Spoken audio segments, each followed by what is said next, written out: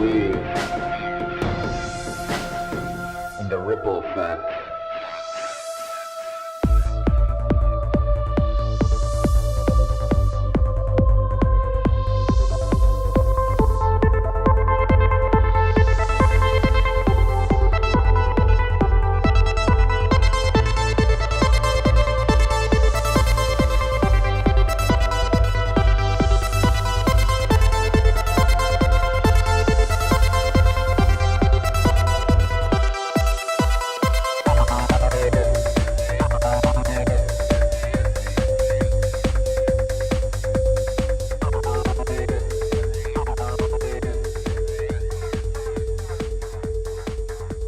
What's up? Another episode of Ripple Effect Podcast. I'm your host, Ricardo, also known as Ricky Brands, and a great episode for you today. Legendary journalist Vanessa Beeley. You guys might know her from all the interviews she's done throughout her career. She does stuff for MintPress News. She does stuff for Last American Vagabond. She's been on Corbett's show. She's been on so many of the shows that I'm sure you guys listen to, so I'm sure you're familiar with her work. She's also been on the Union of The Unwanted. We did a international edition, and she was one of the special guests on that episode, so definitely check that out if you haven't checked that out yet. I'll put links in the show description to all her pages and social media accounts and all that stuff. For a while, I was only doing it on the video version of the episode, so if you're watching the show on BitChute, YouTube, Odyssey, wherever you're watching the show, in the show description, I would have all the links. For some reason, the RSS feed, anytime I would put the links, it would work on one app, not on another app, and I would have issues. But I think I figured out a way of putting them. So now, 300th episode and forward, this is 301, so I did it on the last episode. You will see the links in the show description to my Patreon page, my merch store, which is the Ripple Effect Podcast, merch.com, and all the other things I put there, my Rockfin page, I believe, and also links to my guests' social media accounts or websites. So that will make it super easy. So if you're listening to the show on iTunes, Spotify, wherever you listen to the show, you can go in the show description and click that link. So it makes it super easy. Speaking of Patreon, I just did my 300th episode, and I saved my next Patreon podcast, which I call Ricky Rants with Fans, for my 300th episode. So what a Patreon podcast is I do a podcast and I share the Zoom link with all my Patreon supporters, and they get to join in on the podcast. So I did that on my last 300th episode, and then I also had a bunch of really special guests join us on the conversation, and one of them was my original co-host and my dear friend Dave. So that was fun to hear his take on how we started the show and some of the background and all that. And I also got tons of amazing emails and people writing me on social media, congratulating me, and everybody from fans to other podcasters and content creators who wanted to join us on the 300th episode and couldn't. So it was just awesome to just get all that love. I really, really appreciate it from everybody. So support me on Patreon. I have a merch store. Support me there if you want to represent Ripple Effect Podcast with some merch. It also helps support the show. I started my first solo show called Ricky Rants on Rockfin, which is an exclusive solo show just on Rockfin. You can go to rockfin.com/Ripple Effect, and you can find that show. Check that out. I'm also on Fringe.fm, which is a 24/7 alternative media radio station. You can download the app on your phone, or you can go on the website, and the Ripple Effect Podcast streams every Wednesday night, 6 to 9 p.m. Eastern time. So check that out. I'm also sharing clips of older podcasts. So throughout the last couple years, the show's really blown up quite a bit. So I think there's a lot of forgotten shows or shows that are undiscovered. Some of my earlier shows. So I'm cutting clips from that, sharing it on my social media accounts, and then hoping that you guys will find the clips interesting, go back and listen to some of those really good shows that I've done the first couple years of doing the podcast. So I think that's finally it. Enjoy the show, guys, and I will talk to you guys on the next one. Peace.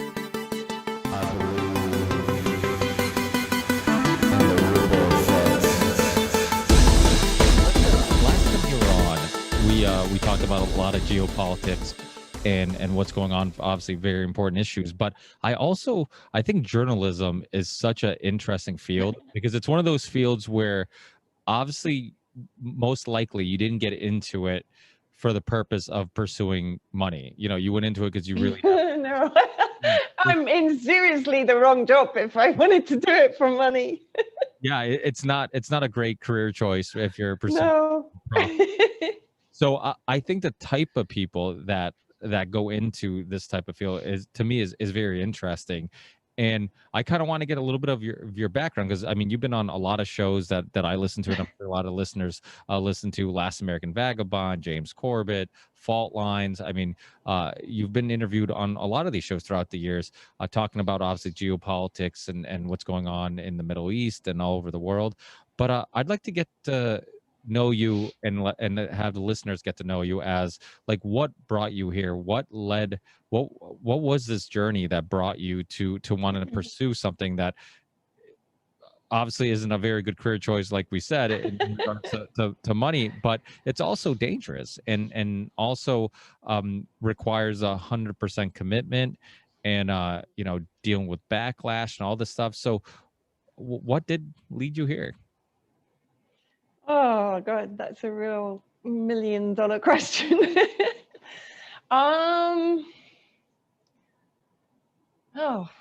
I mean, I guess like so many of us, it started as activism or, a passion for justice. And I guess I'd have to go back to my dad, which I always do. He was one of the foremost Arabists of his time, of his era. Just after the Second World War, for example, he was Middle East advisor to Ernest Bevin at a point where I believe historically Britain, there was a very small window of opportunity when there were people in government and people advising government, when they did actually try to turn back the tide of the Jewish settlement in Palestine. That window wasn't open for very long because, of course, many of them then were targeted by the Israeli terrorist Stern Gang. And there were various assassination attempts against members of the government who were peers of my father and friends and colleagues of my father, who were trying, as I say, to prevent the Truman Doctrine. And from then on, of course, the rest is history. But, I kind of grew up in this environment. I mean, when I was tiny, I was in Egypt when my father was there for the 67 war. And he was the only British peace envoy that Nasser would allow back into Egypt because he had such respect and trust for him. So I kind of grew up, even though I was typical rebellious foreign office brat, as some people describe me as. I didn't really follow my dad's work, but I think I absorbed it by osmosis. And when he died in 2001, I inherited, or I received, a lot of his confidential papers and diaries and photos and press clippings and so on. And I started to put the pieces together, and I was like, wow, my dad was a really cool guy, like literally. And then at this point, I was in the corporate hamster wheel. I was working for a big multinational in the UK. I was never really a career person, but I enjoyed my work, and I wasn't really thinking I want to go to the Middle East and, get myself involved in the issues there. But as I started to go through his papers and really start to piece together what had happened historically, I then went on a kind of personal journey. I wanted to go back to Egypt and visit the places that I'd been to when I was a kid, and to go and see the memorial that had been put there for my father and so on. And at that time, I then got involved with a group of activist journalists that were going to Gaza. So I thought, yeah, okay, cool. While I'm there, I'll go to Gaza. And get involved there and go and see what the situation is like there. And the first few times we couldn't go through for various reasons. And then I think it was on the third attempt, we got to the Rafah crossing and we were turned back again by the Egyptian intelligence, which of course are effectively controlled by Zionist intelligence. And at this point we decided, okay, we're going to go through the tunnels. So we went through the tunnels into Gaza with the permission of Hamas. But of course, it's still a pretty risky procedure in the sense that if you get caught by the Egyptians, you would immediately be arrested. And then I think 2 days after we entered via the tunnels, Israel started bombing in 2012. So it was impossible to leave. Not that I would have wanted to leave anyway. And so we stayed through the bombing. That was when I actually met Eva Bartlett, another amazing journalist who's been covering Palestine and Syria and so on.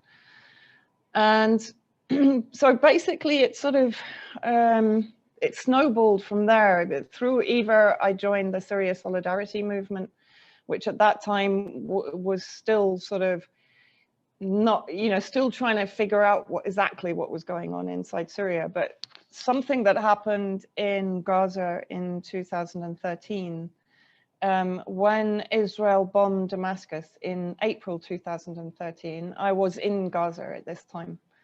And I interviewed one of the senior spokespeople for Hamas. And I asked him what he thought of this attack. And he basically told me, well, it's normal because Syria has crossed, excuse me, the red line. They've crossed Israel's red line. They've been providing weapons to Hezbollah. And my jaw nearly hit the table. I mean, this was Hamas that were supported by Hezbollah and Iran in the beginning. And then, of course, Hamas were also responsible for a lot of the destabilization inside Syria. And this is something that the Palestinian movement is largely unaware of, the role that Hamas played actually as a part of the Muslim Brotherhood destabilization of Syria, which historically has existed. Of course, the US has previously used the Muslim Brotherhood back in the late 70s, early 80s to try and overthrow the government of Hafiz al-Assad. So basically that's how I got into it. And then I think the more you start to investigate and the more you realize the extent to which our governments are involved in inflicting such wholesale bloodshed and misery and devastation on sovereign nations, on the peoples of those nations. That's the most important thing. I always say, when you go into someone's home and you listen to the stories they have to tell you of what has really happened in these conflicts, you can't turn away. It's something you can't unsee. It's something you can't unhear. It's something that just leaves its mark on you forever. And so therefore you feel, or I feel, a responsibility to transmit those stories, a responsibility to say, hey, there is another side to this story, and it's a side which is not being told, and these people's voices are not being heard. They're effectively being disappeared by the media that is supposed to be giving you a balanced view. And it's not a balanced view. You're being sold the line that actually the terrorists are the good guys and the defenders of their country are the bad guys. And this is a completely immoral sort of reversal of truth. And this is unacceptable. If I was a person not involved in what I'm doing, I would want somebody to tell me the truth. So I don't lay claim to the truth. I lay claim to looking for the truth. Yeah, it's funny. I say that quite often. I don't want anybody ever and if I ever have said it, I've misspoke where it's like, oh, we're trying to, fight back against propaganda. And sometimes when people say that, it almost sounds like, well, I have the truth. Like, listen to me, because, and it's like, it's always a journey. It's a never ending journey of discovering and trying to find truth. And then you find out that there's many different versions and shades of truth, Mm, because it's all perspective, right? Like yeah. you said, it's like that quote, one person's freedom fighter is another person's terrorist. It's all based on where you're from and who you are and which country you're born in, or your experience in those conflicts.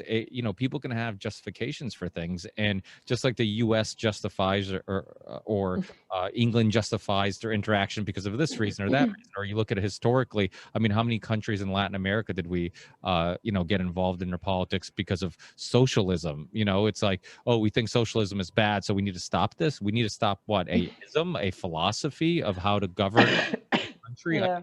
It's so silly. And even now you still see you still see people use that term like it's some evil term, and it's like, it's just, it's not inherently evil. Just like capitalism, you can make the argument isn't inherently evil. It's run by people who are inherently evil, who will eventually use the system to their advantage. But yeah, I mean, exploring and discovering truth is really important, because you do need to hear other people's perspectives. You do need to hear like what they went through. And it reminds me of I had this journalist on some years ago, Mariana Van Zeller, and she's been on the Rogan's podcast actually just recently for a second time, but she was on my show some years ago. She's Portuguese, just like I am, and I remember talking, and she was on the Rogan podcast recently. She was saying something that I think is so important. I think a lot of you journalists kind of experience, and she talks about how she had a recent show.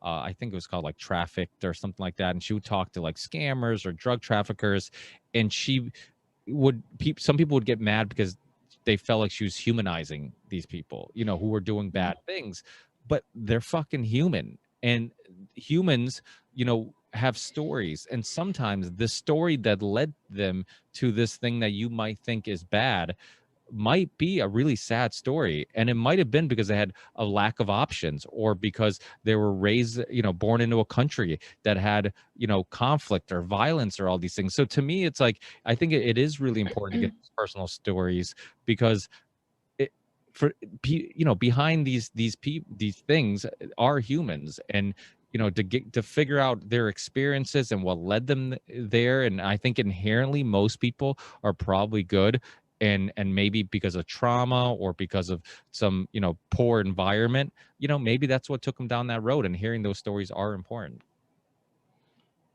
I agree to some extent, but what popped into my head was a recent tweet that the journalist Martin Smith just put out, where he's interviewed Jolani. And Jolani, is the head of Al-Qaeda, whatever brand you give it. He's the head of one of the most savagely extremist, sectarian, violent, brutal, elitist, racist groups on the planet. And I think there's a very thin line between having sympathy for people that have a cause and humanizing people that don't have a cause. They are mercenaries. They are there effectively. Yeah, you can pin some kind of Islamist, Caliphist ideology on them, but effectively they're mercenaries. This guy took millions, if not actually even more, out of Syria, payment, blood money, for the crimes that he committed against the Syrian people. And I think there is a very fine line between humanizing someone like that, which effectively dehumanizes the experiences of the Syrian people who were so hideously affected by these groups. I mean, some of the stories that you hear here in Syria are out of horror movies. The majority of people can't even hear it. You see them kind of almost going, no, I can't, I don't want to even hear that a human being can do that to a human being. And I think there's two things in this discussion that I think are really important. One, I think the job of the mainstream media is to keep the debate at a very reductionist level. So they keep it that Assad is bad, rebels good, and any other kind of discussion is, it's basically, if you try to discuss anything, you're an Assadist, or you're paid by Russia, or you know, whatever else. You're a neo-Nazi, you're a fascist, you're an ist, something, right? And so the informed debate never informs, because you're constantly at this level of gladiatorial discussion.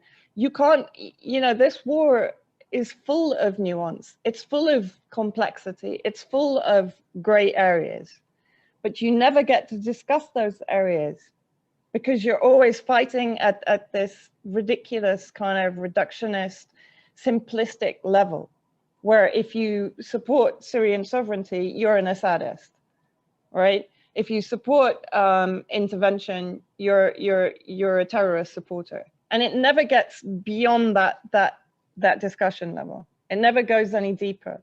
It never goes into, you know, why, if the mainstream media were to focus on international law, we'd be having a completely different discussion, right?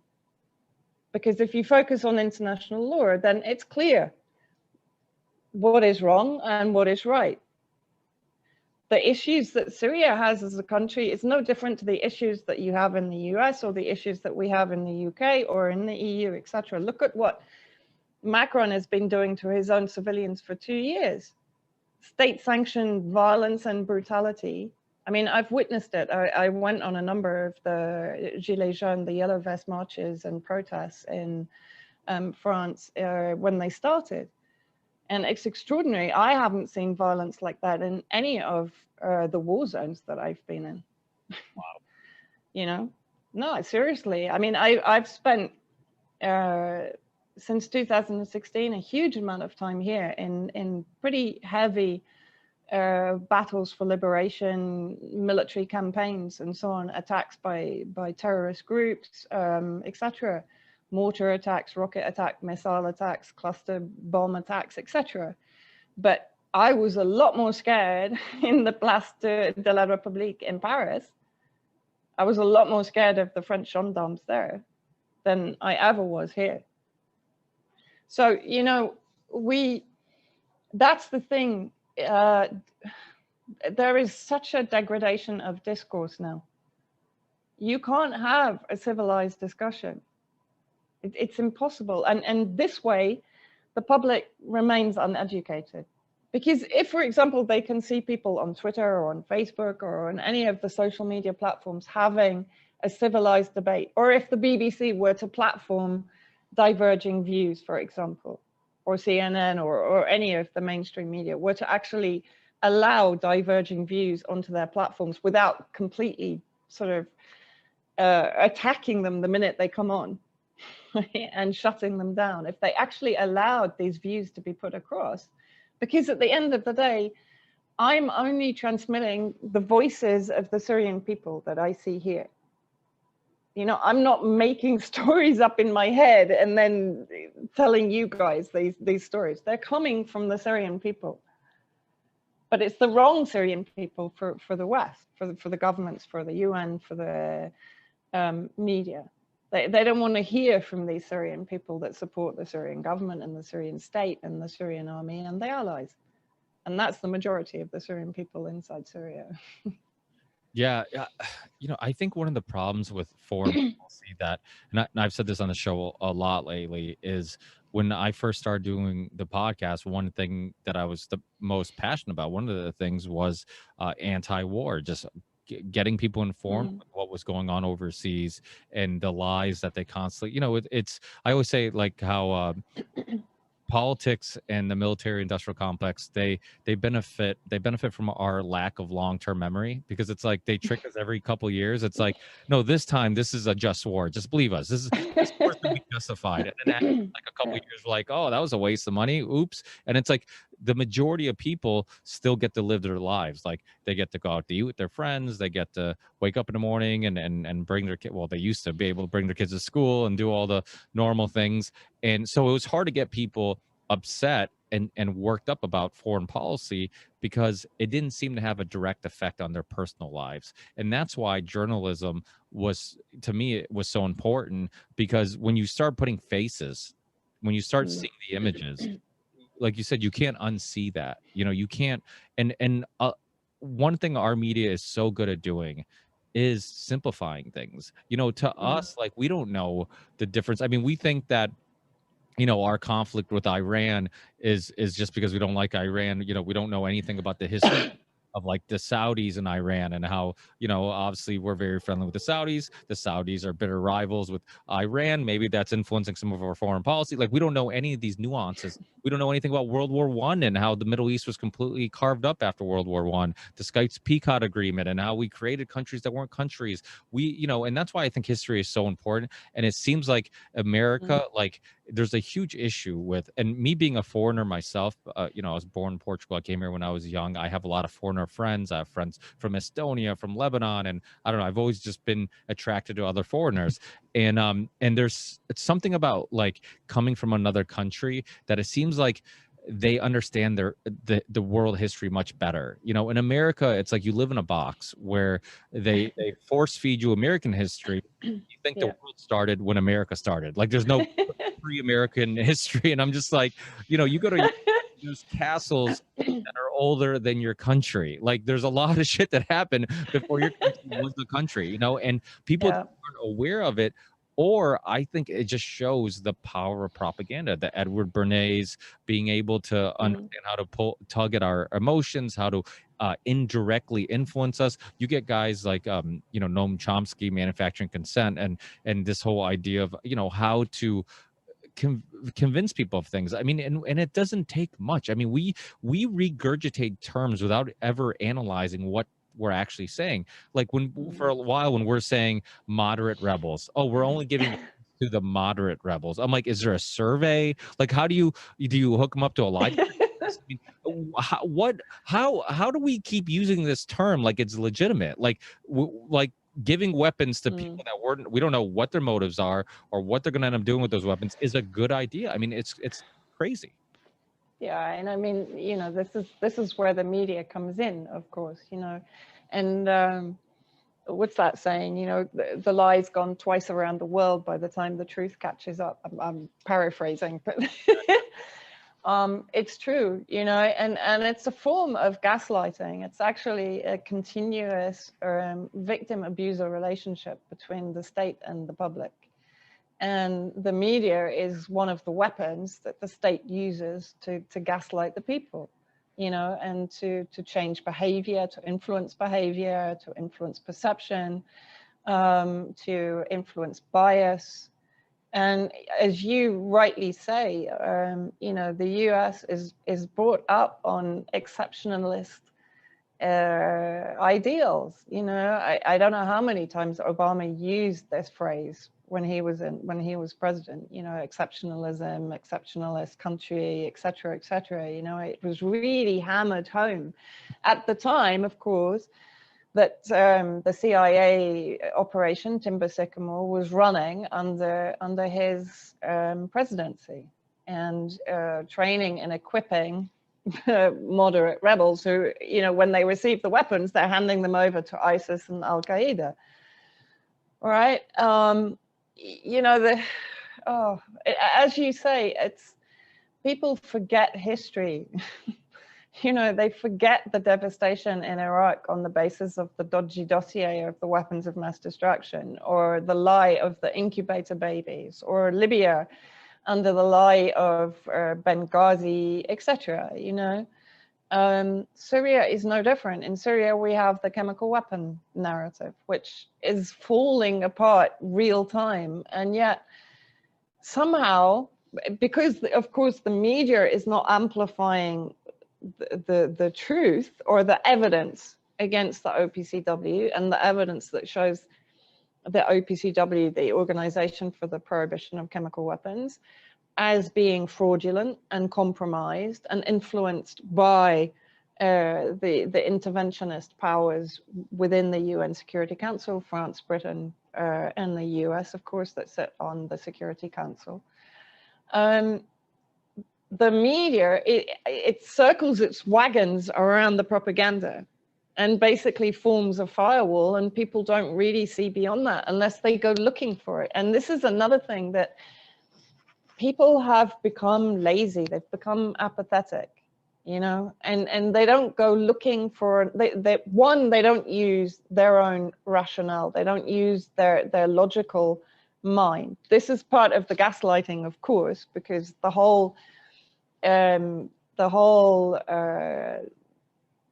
purpose of gaslighting is to reduce your ability to judge a situation and to wait for someone to feed you their version of what the situation is. And it's been so effective, not only in the US, in the UK, in the EU. We're seeing it now with the whole COVID-19 thing, right?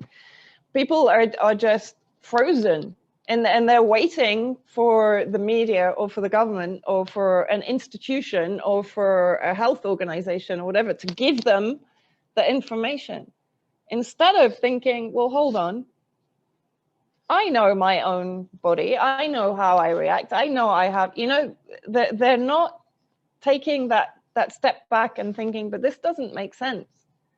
It's like in Syria, you know, a thinking person would say, well, all right, but you know, Assad now has control of 85% of his country. Why is he not gassing everyone? You know? Like, why are people coming home and building their homes and rebuilding hospitals and rebuilding schools if he wanted to destroy them all? Well, and nobody's thinking like this. yeah, I mean, the other thing too is, and then they use such ridiculous examples as, I know some people who don't like, you know, I don't like Syrians who don't like Assad. I'm like, oh, that's great. I know a lot of people in the Yeah. US who dislike this president, who dislike the left. Yeah, exactly. Like, does that mean that, like, that justifies invading our country? Like, this idea that that's okay.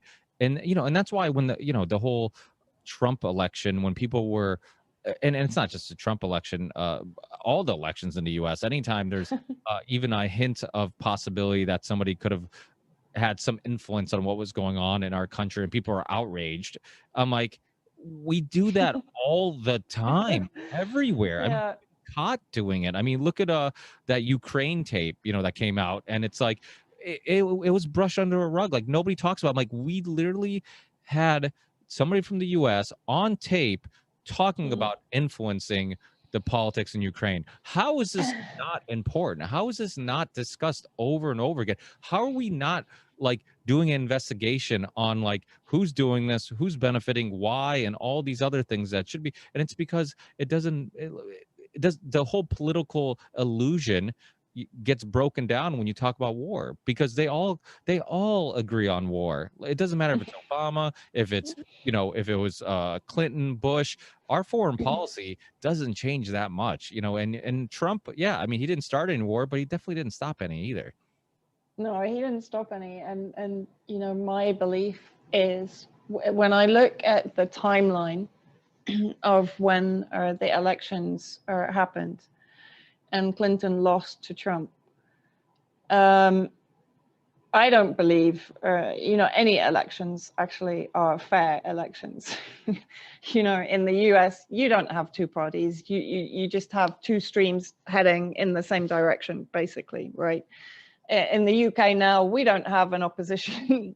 We have, you know, a shadow party that basically agrees with the main government. We don't have a Labour Party anymore. It's the same thing. And you're seeing it pretty much everywhere in aligned countries, aligned with US imperialism. Really, it doesn't make any difference who comes to power. They're still going to be following the same destructive roadmap, the same globalist roadmap.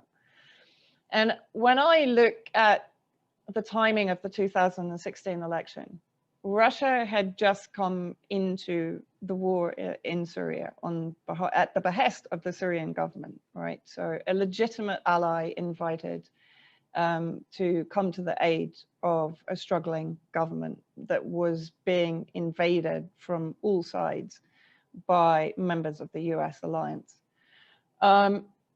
And so Russia came into the war in September 2015, and they turned the tide of the war. And at the time of the elections, Syria was starting to take back territory. It was starting to militarily win the war. So had Clinton come to power at that point, it would have been a very difficult time to increase the military intervention or to increase the military aggression against Syria because they were strong. So I believe that Trump came in to some extent, and you know, it's borne out by his policies as an economic battering ram for Syria, not only for Syria, of course, for the whole region. You know, he put Lebanon into economic freefall. Iraq was pretty much dismantled economically, even more so under Trump.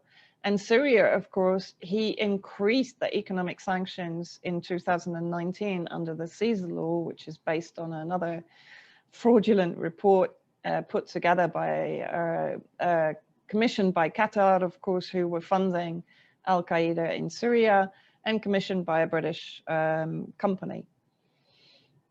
And so the sanctions combined with the COVID-19 lockdown, combined with the economic freefall in Lebanon, which effectively is Syria's only really friendly border. I mean, it's the exit route for most Syrians if they want to get out of Syria and to go to Europe or to go anywhere else via Beirut.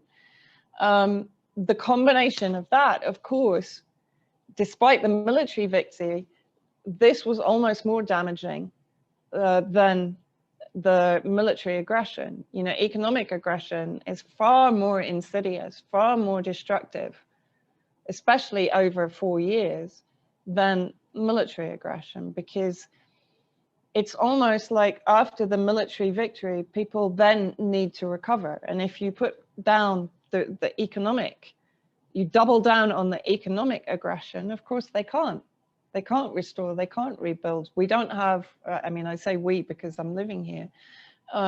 We don't have oil, we don't have electricity, we don't have heating oil, we don't have fuel for cars. Why? Because the US and its proxies in the Kurdish Contras, the Kurdish separatists, are occupying the Syrian oil fields. And almost on a weekly, but even a daily basis, America is basically transporting Syrian oil out of Syria via one of the crossings into northwestern Iraq, right? Not because America wants the oil or needs the oil, but to prevent the Syrian people from having the oil. And all of this is to put pressure on the Syrian state, of course, to try and provide bread, because of course, last year under Trump, the American occupation troops were dropping thermal balloons onto the wheat and barley crops in the northeast to destroy the agricultural resources of the Syrian people. The Kurdish Contras are, again, storing and stealing the wheat and barley and selling it into Iraq. One, it gives them revenue, it saves the US having to pay them. And two, it means, again, that the Syrian people are deprived. The people of Hasaka in the northeast haven't had water.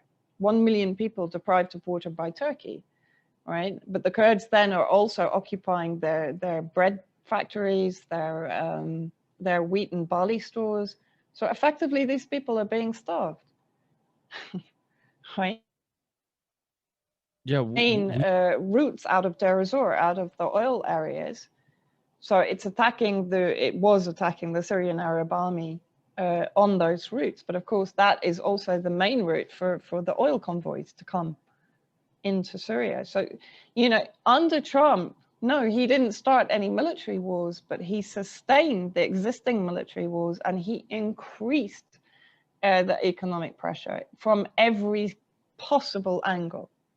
So actually, he was more destructive, I would say, even than Obama. And now, of course, we have the Biden war party here, you know, on the back of that. Now Syria is in a weakened state. You see what I mean? Well, I think that's such an important point, because we always think about, like, oh, if we're not bombing people, then we're not harming the country. And like you said, financially, the harm that we're doing in many cases could be debated. It's even worse. you know, because instead of just bombing one little area or one area, you're harming the whole country, you know. And to me, it's terrorism. I mean, it's how else do you put it? I mean, it's wild. I remember I had this guy Michael Suzanne on, and he was the UN whistleblower, a part of the oil for food scandal in Iraq. Yeah, and there was a, I'm sure you're aware of it. Yeah, they did a movie, very good movie if you guys want to watch it, called Backstabbing for Beginners. And then Michael also wrote a book on his story. But you know, after they basically demolished Iraq, people were profiting from their oil, you know, and that money was supposed to be going to helping the people. And we don't, you know, that's something that people have to understand.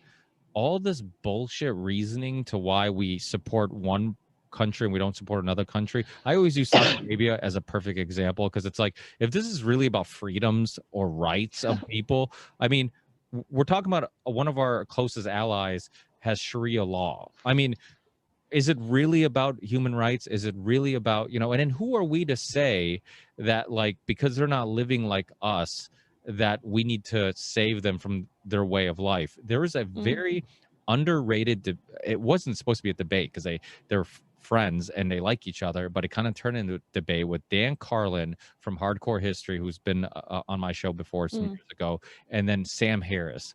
And Sam Harris, very similar to Richard Dawkins and Christopher Hitchens, that I think their dislike of religion blinds them from seeing things as they are. And when Sam Harris and Dan Carlin had this talk, this podcast, they did like a swap cast where they both shared it on their own platforms. People can, I believe, can still find it.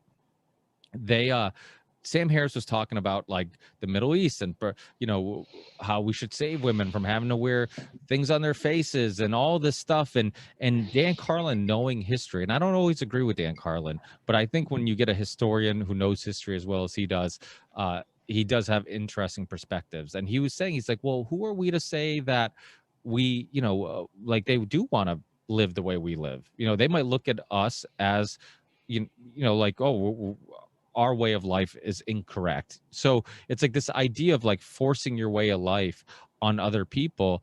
It's just, it's crazy. It's completely just ignorant to other cultures and other people. I mean, it's like saying, you know, like forcing Muslims to eat pork. It's like, you're missing out on good food, you should eat pork. And it's like, no, it's a part of their culture. Like we shouldn't have to force anybody's way of life onto somebody else's. So I think that's, to me, that debate was very important. But you can see the issue with, like, for example, I brought up Christopher Hitchens because he was really a really interesting example, because I kind of liked some of the atheists when I was young, because I was raised as a Catholic and I was very rebellious, and I'm like, oh, you know, those religious people, they, you know, I have questions they don't want to answer, and things don't make logical sense, and so it's like they're just brainwashed. Then I'm like, I go to this atheist side, and I'm like, oh wait, like I thought we were supposed to be open-minded, and we're not supposed to be a cult, and they're a cult, and now I'm like, oh wait, now I'm in a cult. I'm just in a different cult, you know. And it's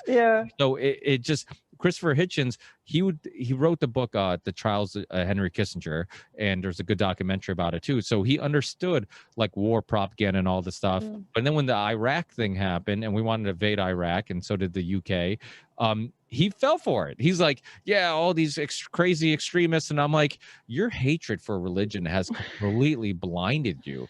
And this is, it's a really interesting point, because the thing is that here, you know, our style of, or the Western style of governance just would not work.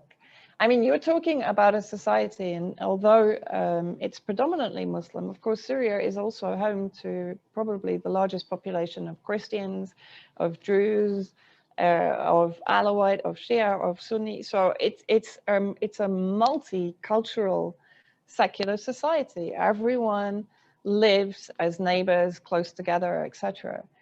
But it's a patriarchal society.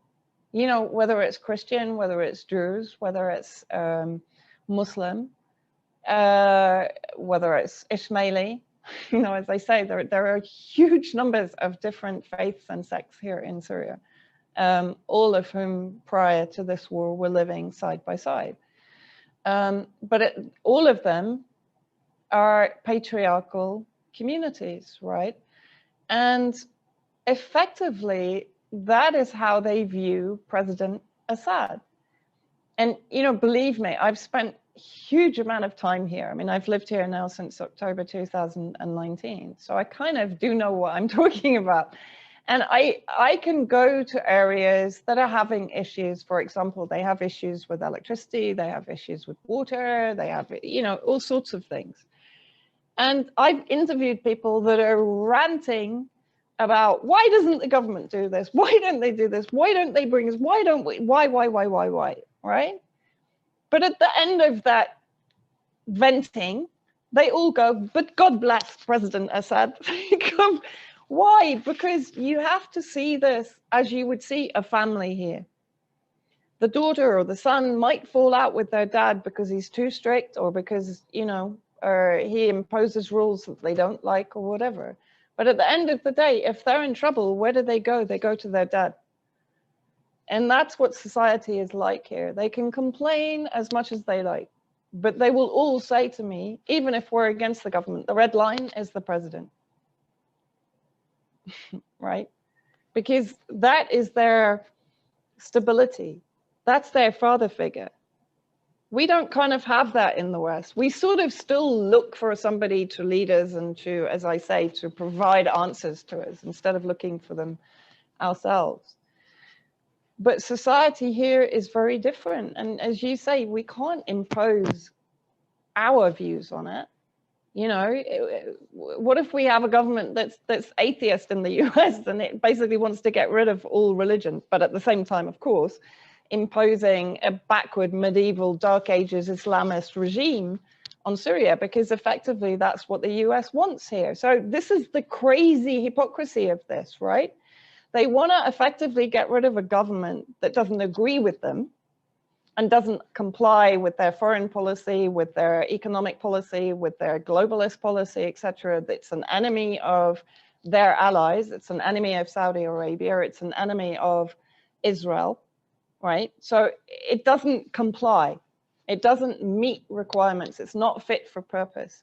But effectively what they want to do is to get rid of a government that is, or was and is, reformist, progressive, very forward thinking.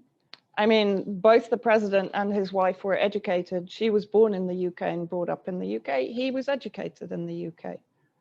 And we have to remember that prior to 2009, there was no criticism of President Assad. Why? Because they were effectively trying to bring him on board. If you go back to the communiques between the emails between Tony Blair and Bush, just after the Iraq invasion, right? They were talking about trying to foster a different relationship with Syria. And that's what they tried to do. They tried to court him. But when he wouldn't play ball, and when he favored the Russian-backed Iranian pipeline over the US-backed Qatari pipeline, and when he wouldn't give up on Hezbollah, he wouldn't kick Hezbollah out of Syria, because of course, Hezbollah grew out of the Palestinian refugees who fled when Israel drove them out in 1948. Assad refused to make them leave Syria, right? And he supported the Palestinian cause. He wouldn't relinquish the Palestinian cause. So he wouldn't meet their requirements.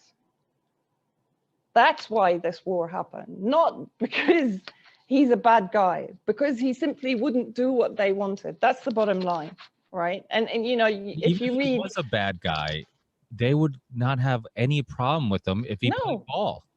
No, exactly, because the worst human rights record on this planet has to be Saudi Arabia, right? But the US is supplying billions of weapons and military support to them to bomb Yemen into the Dark Ages, right? To carry out a genocide against Yemen. That's supported by the US, by the way, fully supported by the US and the UK alliance. and Israel, by the way, you know. But and the thing is, they want to get rid of Assad because he doesn't comply. And what they want to put in its place is, as I said, a medieval Dark Ages Muslim Brotherhood Islamist regime, because they'll go along. They'll do what the US wants.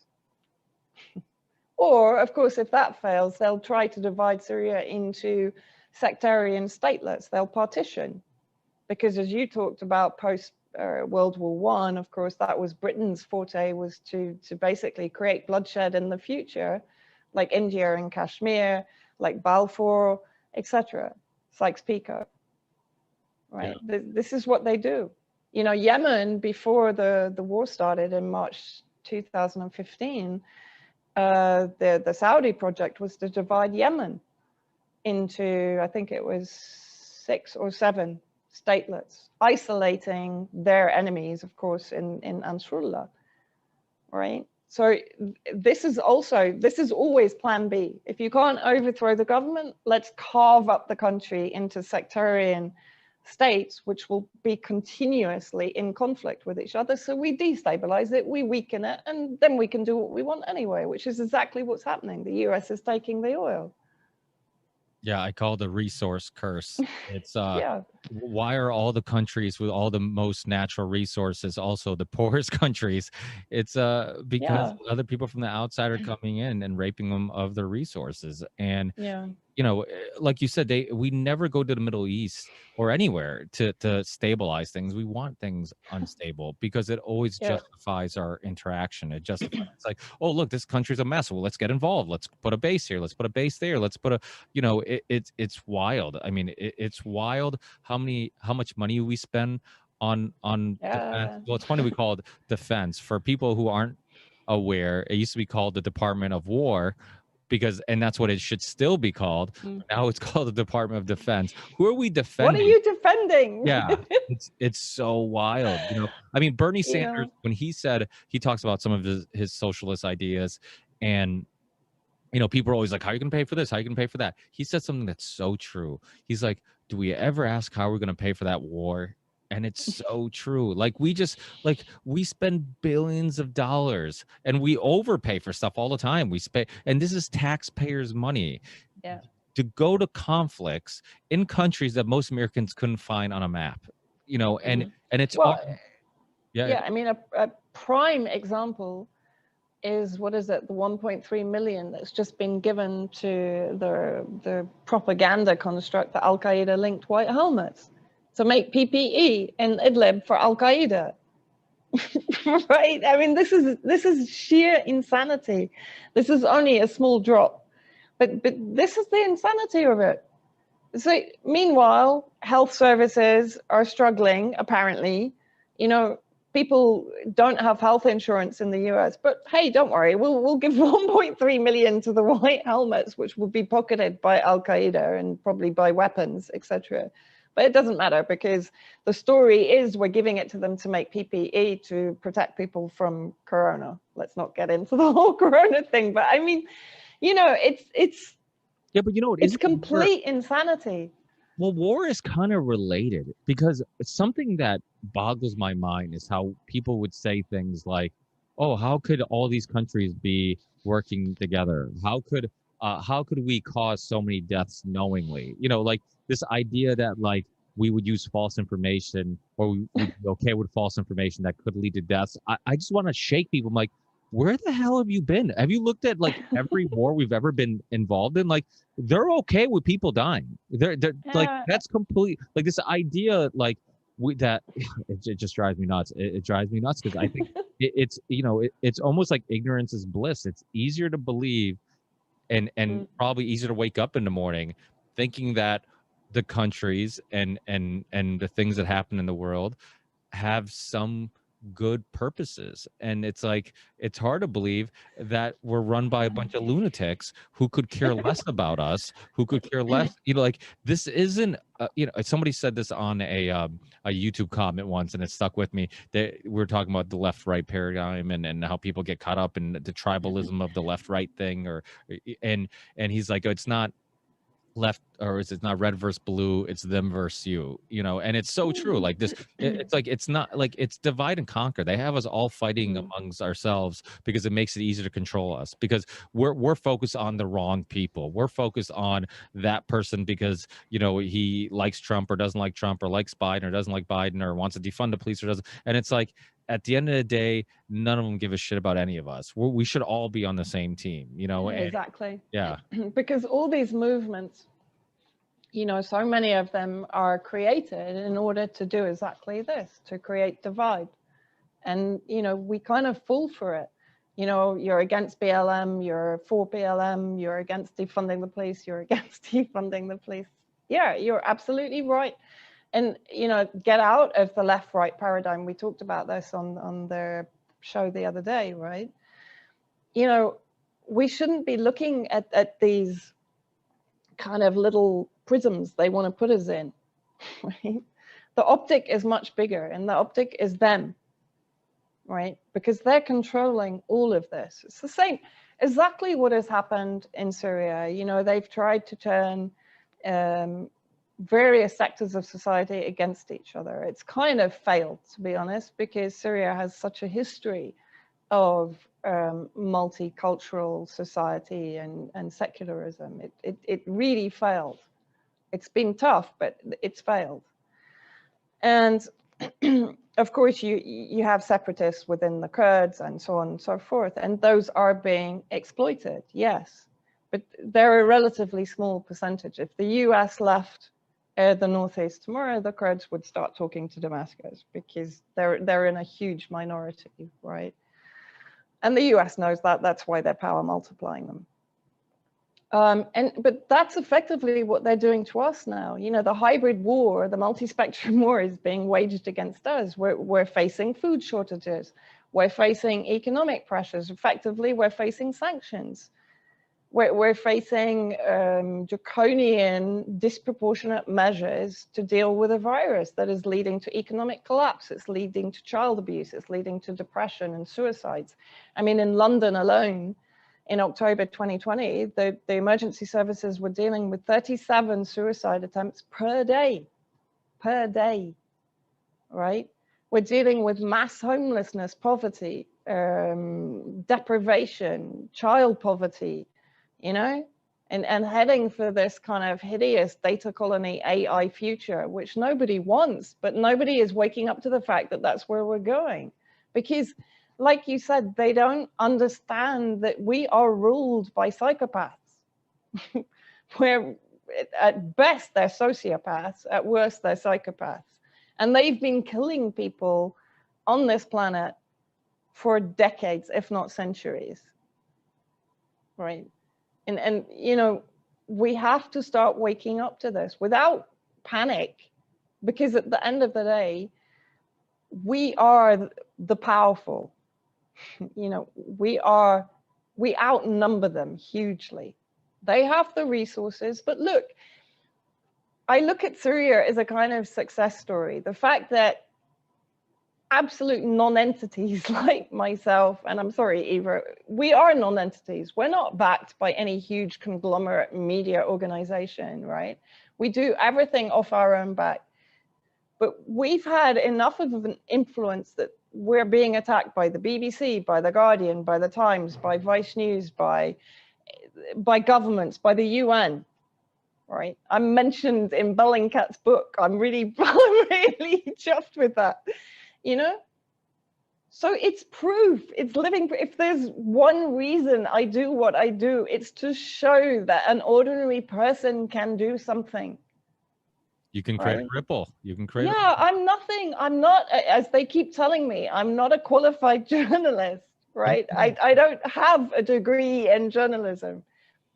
But you just need to believe that you can do something, and really you can do something, you know? And if everyone just empowered themselves to do something, write a blog, talk to people, start writing to your congressman, isn't it? I always think MP. You can do something, you can have an effect. Well, right? I say that on the show all the time. There's a lot of us. What motivates us, like we said in the beginning of the show, it definitely isn't financial.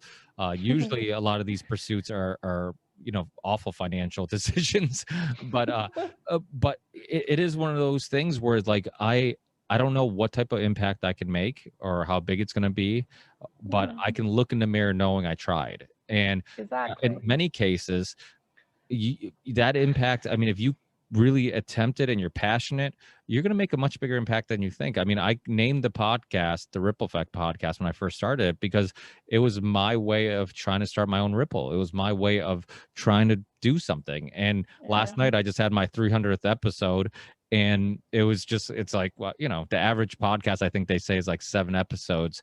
And I started in 2013, and this podcast has become a example of that because Yeah. I know many other shows that started because of this show. So it's like, okay, I'm influencing them, and I'm influencing Yeah, them, and exactly. those people are going to influence other people, and other Yeah. people. There could never be enough bloggers and podcasters and Hmm. journalists. Like, I know a lot of people are like, oh, there's already enough YouTubers or podcasters or bloggers. That's not true, because No. the more there are of these type of conversations, the better there is.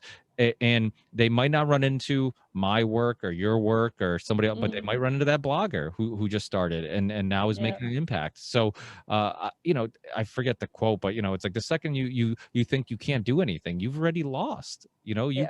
Every Yeah. great change in the world was caused by somebody who believed they could do something. Yeah, exactly. Or, not even believe, I never expected to have an effect. But at the end of the day, you do what you believe in. I can sleep at night, because I try my best to present what is really going on, what is really happening, and to try and expose the dark underbelly of our governments, basically, and what they're really doing to destroy the planet, to destroy entire nations and peoples. And as you said, they've always done this historically. So why on earth do we believe they have, our best interests at heart? No, they don't, guys. They have their financial gain, their status gain, their power gain, their whatever other dark, horrible, nefarious activities they have that they get a kick out of, the Epstein connections and so on and so forth. These people are not nice, and we're only just scratching the surface of how unpleasant they really are. It's actually quite scary when you start to get into, part of my investigation in Syria is into the organ trafficking, the child abduction, the human trafficking streams, basically, and who's controlling them, who's benefiting from them, where, for example, the organs end up, how they're being used, how they're being sold, etc. It's not a nice area of human history. It's a very, very, very dark corner of the universe, and you don't have much protection in that because there is an involvement in it at every level, from police to army to government to justice to everything. There's nowhere to hide once you get into those kind of territories. And so I always remember, actually, he was my dad's mentor, Dag Hammarskjöld, who was the first Director General at the UN. And he was assassinated in '61 on a peace mission to the Congo. And if you read his book, it's called Markings. And I always remember, I can't quote it exactly, but he basically says, you don't choose the way chooses you, and your conscience means that you can't leave the way once it finds you, basically.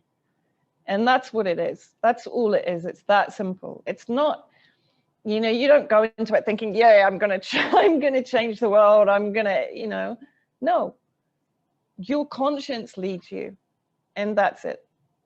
And as you say, it's a ripple effect. Because you follow your conscience, other people then have the courage to follow their own conscience. and to listen to their own inner voice, which is telling them there's something wrong. And if you can give them the reason why they think that's wrong, it's a start, right? Or you can give them the questions, which then they go, but of course, I didn't think of that, right? And often it's just logic. It's just being able to explain to them, no, but look, this is the situation. Why would this happen? Why would that happen? Why would this person, who stands to gain? That's one of the main questions I always ask. Who stands to gain from this narrative? And if people, you know, it is just about believing in your ability to judge situations. We've had that taken away from us, and we need to take that back, because once we take that back, then we're back in the driving seat. We're powerful again. Yeah, that's so true. You know, people like us, and I'm sure a lot of people who podcast or blog or talk about these issues, if they stop doing it, they would feel like something's missing. They wouldn't feel right. Like you'd feel like you're just lost, you know, with no purpose. And I think that's a huge motivation for many of us. It's just you want to just do something and be able to kind of put your head on the pillow at the end of the night saying, at least I'm doing my part. I'm doing something. I don't know what type of impact I'm going to have, but at least I'm trying. And I think that should be everybody's goal, is this idea of trying to leave the world a little better than you received it. I think that also leads to other interesting conversations about people who have their heart in the right place, truly believe that they're doing God's work, or they're doing, you know, their protests are for good purposes, good reasons, and are misguided. And so I think that could be dangerous too. I think you really do have to dissect, like, what are you doing? Because I think even with a lot of the protests, I'm sure all over the world, both sides, even if those protests are being manipulated, there's people in the heart of it who truly believe that, you know, they're fighting for the right reason. They're on the right side of history. And they might be misled, they might be tricked, they might be, you know, whatever it may be. But, you know, even in America, you saw with the Black Lives Matter movement and the Trump protests. And it's like, I think on both sides, there are people who truly are passionate about trying to make things better. Now, where there's emotions, there's room for manipulation, because we can easily be controlled through our emotions. You saw after September 11th, people were, their emotions were peaking. They're at the, you know, the most high, and it's like, this is the perfect time to just tell them some BS, and they're just going to be so emotional, and they're going to be so caught up in just wanting to do something that we can trick them into the whole weapons of mass destruction bullshit, which you know, and that's the bothersome part of it, is when things like that happen, we just look back and kind of like shrug and say, oops, yeah, maybe we messed up, that's all. You know, it's like, well, many of us can say that, but the people in the military who have PTSD, lost limbs, lost loved ones, people in those foreign countries that lost loved ones and had their country torn apart, they can't just say, oops, we messed up, we'll do a better job analyzing things next time. They can't do that. You know, there's long-term effects. I know people who have PTSD that are they have alcoholism issues, they have in and out of prison, they can't keep a job, they you know, have nightmares, they on different drugs. I mean, these are people who will never be normal again. And for what reason? Because, you know, we use it because we said that there were, even though most of the hijackers were Saudi and you know, another link to the Saudis, and we're just like, well, we can't go there, you know. And then we found out that money, the 28 pages, the redacted pages, you know, showed what many of us were saying, that there was some funding through Saudi and whatnot. So it's just, it boggles my mind, you know. It just, but I think because we're emotional creatures, like you were talking about, some of the fake the chemical attacks, all these things, I mean, what do they all capitalize on? Emotions. They try to get us emotional. You know, we can ignore, absolutely. you know, we can ignore what's going on in Syria, but like once we hear these poor stories about chemical attacks and we see these images on TV, then but they don't show you the images, like when the Bush administration, when they stopped showing us the caskets of the military Yeah. coming back. You know, a lot of people are like, oh, it's because they want to be passionate to the families, maybe, or they didn't want you to realize what war actually looked like. And I think that's a Exactly. big problem. Well, and also, you know, that's one reason why Syria has been such a big proxy war, because they knew they couldn't commit to boots on the ground, although there are obviously boots on the ground in various areas of Syria, but a much smaller number. And the main fighting force are all proxy forces, whether it's ISIS, Al Qaeda, any other of the armed groups, or the Kurds, etc. Right? So they learned that from Iraq. Okay, right, we shouldn't really, you know, we shouldn't have an all-out war against Syria. Plus, you know, the chances were high that Russia would be involved, that Iran would be involved, that Hezbollah is involved, etc. So, but I think, you know, if there is one positive, and I always try to find the positives, that the war against Syria has done, is that largely the mainstream media lies have been exposed real time.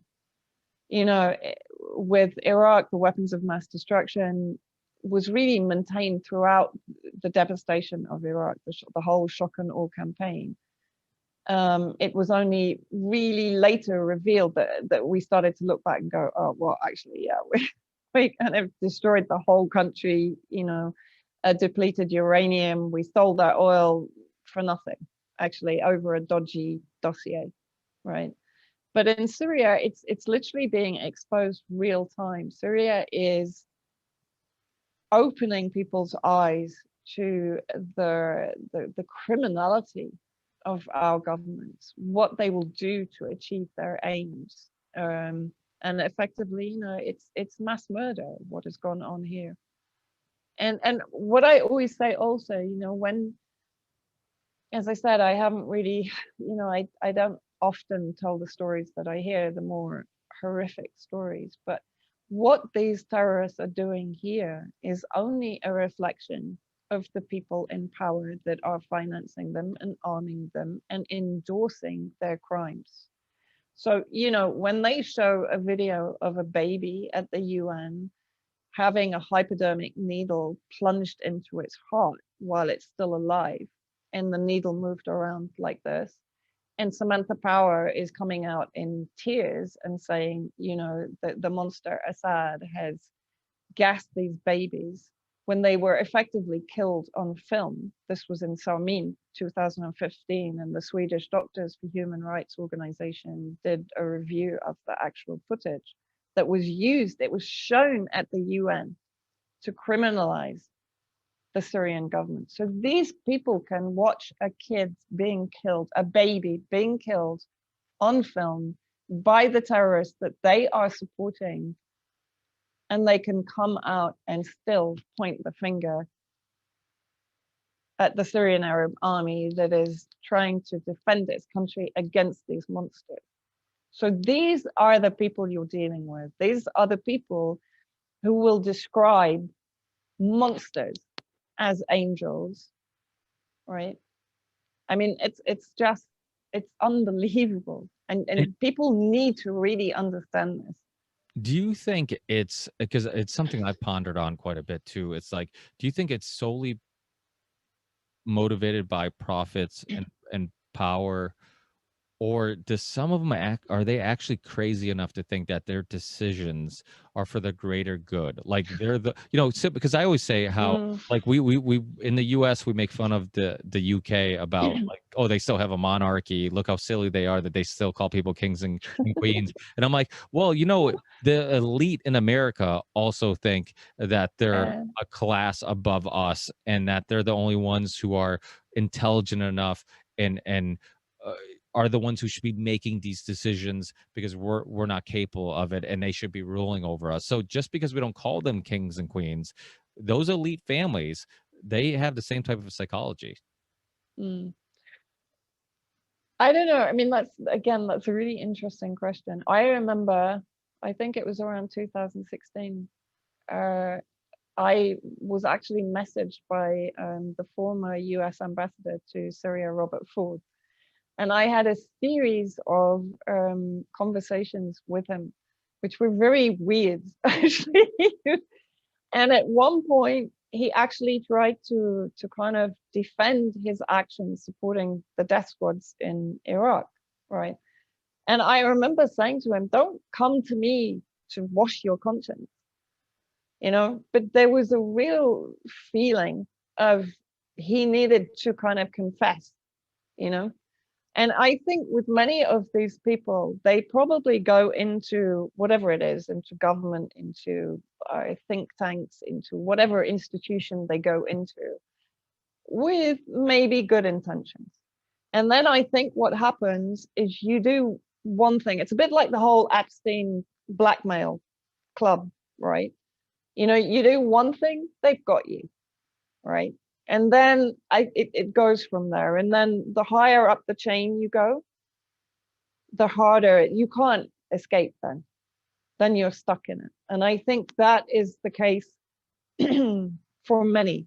Not for the ones really in control, the ones that are really pulling the strings, but the minions, the ones that are the weapons, the ones that are the frontmen for the policies, right? I think they're trapped. Many of them are trapped. Many of them, of course, I believe, like Samantha Power, I don't believe she has a human bone in her body. I really don't. I mean, I think it was in Africa that she ran over the kid and the convoy kept going. I mean, this is not a woman.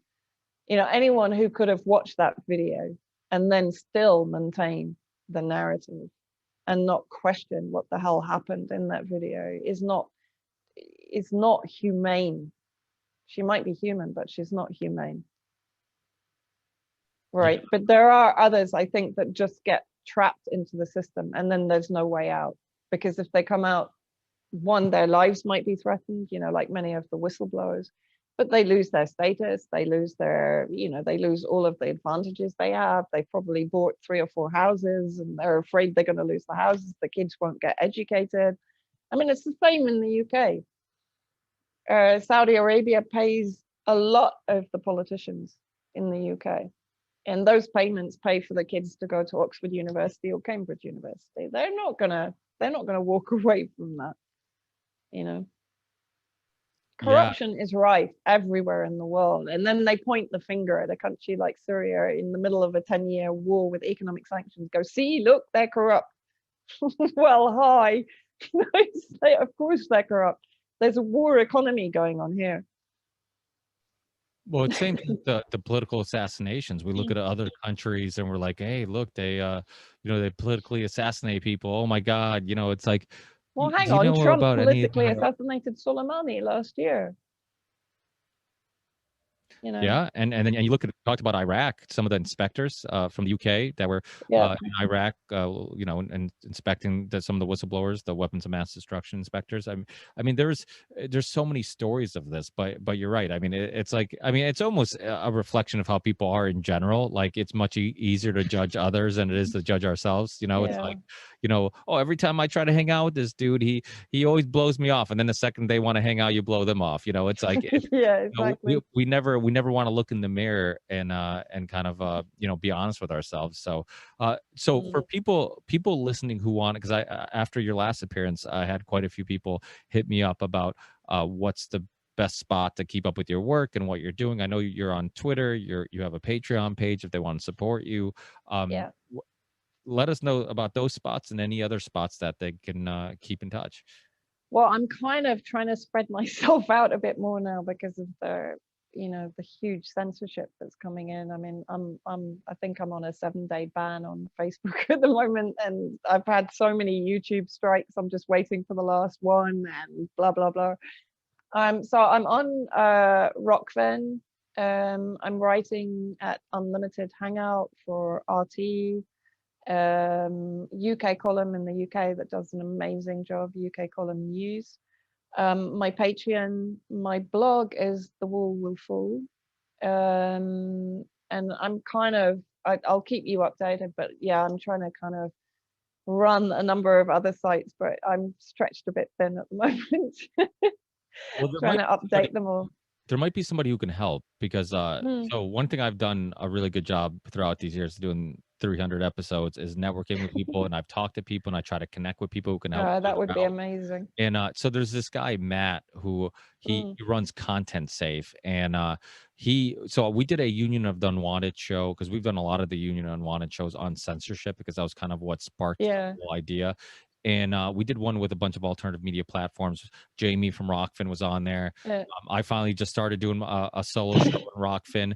I was kind of procrastinating doing it for a long time, but I finally joined it. It just, you know what, I'm like, if I can help and support and promote exactly. you know, a place that has so many people I like yourself, and Whitney Webb and Jason Burmis and so many Jimmy Dore, so many people that I've talked to and I like and I consider friends, then why not? But so this guy Matt kind of solved one of the problems I had, because I was kind of you know, my show, 99% of people listen to it. So they'll listen to it on iTunes, Spotify, they'll download it.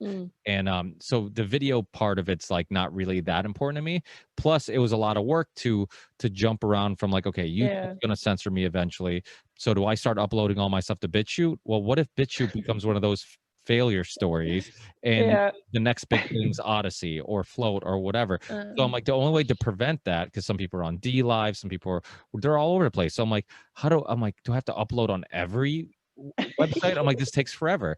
So he's actually a our mutual friend Richard Grove. I don't know if you know who Richard Grove is, from Tragedy and Hope, and real great guy. He now has a new show called Grand Theft World, and yeah, and he's also just recently on Rockfin, and he's our mutual friend. And Richard told me about him, and Matt's like a friend of, now become a friend of the show, and he was a fan of my show.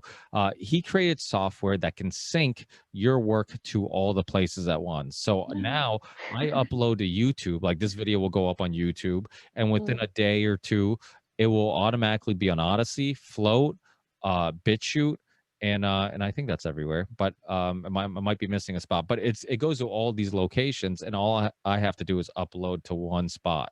So if that it would be saves, cool. yeah, it saves me the trouble from having to go everywhere, and it makes this stuff almost impossible to censor, because if you censor me on YouTube, you can still find it on Odyssey. If you censor me on Odyssey, which I don't think is going to happen because Jeremy's a real cool guy, but if any, or if they get attacked, you know, attacked and they get shut down like Parler or whatever, then at least it'll be in another spot. So I think stuff like that's super important, and I think what he's doing is like almost revolutionary, because with audio, when we upload a podcast, so I use Podomatic, they're my like host website, and where I upload all my stuff, and they're the ones who send the audio to all the other platforms. So I upload it to one spot, and then they send it. It'll be on Spotify, it'll be on iTunes, it'll be on every podcast app that's available. So I don't have to individually put it in all the spots.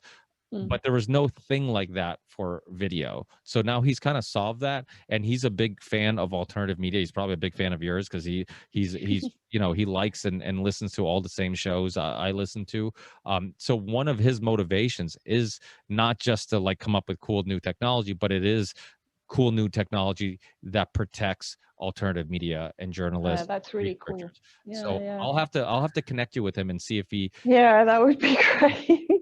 Because I mean, I just tear my hair out, because Rockfin, I haven't managed to upload anything there for a few weeks, because, you know, one, I'm in Syria, so electricity is shit. Then I'm running whenever there's something like an Israeli attack or whatever, I'm going there. So that's 1-2 days while I'm doing the report and going there and interviewing and so on, you know, and then trying to kind of update all the websites, Patreon, and I'm like, oh my God. You know, the BBC has minions to do all of this. They don't have to do anything. You know, the top reporters just come, and then everything gets edited and but a lot of people don't realize the amount of work that goes into what we do, actually, and what we produce, you know. So for people listening, obviously you do have a show on Rockfin. So if people are on Rockfin already, and many of my listeners are, they go there, look up Vanessa Beeley, go subscribe to her channel and her content. Do you still do work with MintPress News? Not so much as before, because they've changed into a kind of different format, but I'm effectively their correspondent in Syria. So I'm available if they need to do any podcasts and so on. So yeah, I'm still connected to them. Awesome. Yeah. Well, give me send me links when you get a chance. Obviously, Yeah, sure. and just give me links to all the places people can support you and keep up with you. And I'll put all that stuff in the show descriptions to make it easy. I know people are lazy; they don't want to type in URLs. They just want to click on something that takes them there. Yeah. So I'll put all that stuff in the show description, and people can connect with you and keep up with your work, and hopefully support you, because that's the other thing. Like, so many people who benefit from content like this, they don't support, like 1%, maybe much less than that. Support it's a small percentage. Yeah. And $1 a month, I mean, anything, it's not, it doesn't need to be a big amount. Yeah. I mean, you don't have to contribute a lot. I mean, even $1, it doesn't seem like it's worth your time to even contribute $1. But if everybody contribute $1, or even a small percentage of the people contribute $1, that adds up, and you can support somebody. And if you like people's work, support them, because then they can do more of it. So, exactly, and better quality work as well. Awesome. But thank you so much, Vanessa. Oh no, thank you. I really enjoyed it. Same here. We'll have to keep in touch. I'm so glad that I don't even know how I got your email and how we got in contact. But you're somebody that I would hear from time to time on all the shows, and I'd keep up with your work. And I'm just like, how do I get a hold of this lady? I'm like, I can't find her information anywhere. Because you don't have a dedicated website, right? No, you're kind of all over the place. Yeah, I know. I need to. I mean, I have the blog I use, the Wall 4, but it's not noticeably my blog, if you know what I mean. Yeah. The Patreon is. It was probably Whitney that put you in touch, actually, I think, because at one stage I know she contacted a load of people when the BBC were getting ready to attack again. She contacted a load of people. Bless her. Yeah, she's Yeah, I know, she's incredible. I don't know how she does it. I don't know how she remembers so much of it. Me neither. I say she's like the female James Corbett. Like, it's like anytime you talk to him, it's like information overload. You're like, I re-listen to this and just take in all this information. Totally. Two of the most likable people ever, too. They're just exactly. No, she's amazing. I love working with her, and we've collaborated on a number of articles, and actually, I really enjoy working with her, because we work in the same way. The way we research and even the way we write it up. If you read one of our articles, I always say, I can't even remember which bit I wrote and which bit Whitney wrote. She's amazing. I really love her. I'm really sort of, that's the thing, doing what we do. We when you cut the ties and actually really commit yourself to this, you meet some amazing people, and that's the lifesaver, really. It is creating this community, and that's why I love connecting people, because it's like we can all help each other, and none of us are competing with one another. We're helping each other, and if we can help each other, it only benefits all of us. We all benefit from this work. So, but it's when you get a chance, no rush, because I probably, by the time I edit it and this stuff, I probably won't get it up for another day or two. So whenever you get a chance, send me the links to whatever you want me to put in the show description. And a website wouldn't be a bad idea either. Just one spot where you could have links to all your. I know. I do need to. Yeah, but it's one of those things where just like you want to focus on your craft and the journalism aspect of it. The next stuff is like, it just seems like a chore, so. It is. And also I'm a complete technophobe, Anyway, thank you so much, Ricky. I really enjoyed it. Really nice Keep in touch. to you. I'm sure we'll talk again in the near future. Yeah, I hope so. Thanks. Anyway, take care. Have a good night. Take care. Bye.